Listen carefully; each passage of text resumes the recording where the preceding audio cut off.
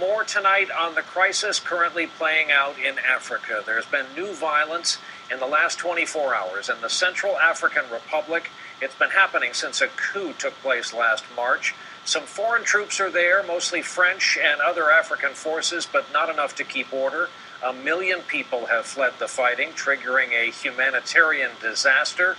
Ann Curry is in the capital city of Bangui with a remarkable story of 2 women who came to help.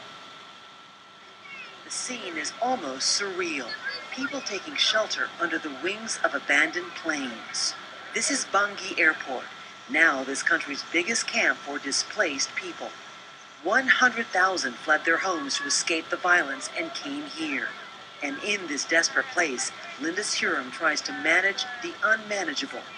She's from Norway, a former producer of that country's Who Wants to Be a Millionaire, before she had an awakening. At the end of the day, it's just a TV show. And I wanted to do something more with my life. She's now with Doctors Without Borders, doing everything here from building a 50-bed hospital to tending lost children to overseeing thousands of vaccinations. In a camp like this, with the density this massive and hygienic conditions like this, high risk of epidemic. She also runs a makeshift clinic that treats 400 people a day. It was there where we met Tara Boyles, a doctor from Seattle who also left her old life behind. After her 12-year marriage ended in divorce, she discovered her calling. It's difficult, it's challenging, it's stressful, but it's very rewarding. Why? Because you can make an immediate difference. She deals with everything from the casualties of war to pregnancies. She is 8 months pregnant.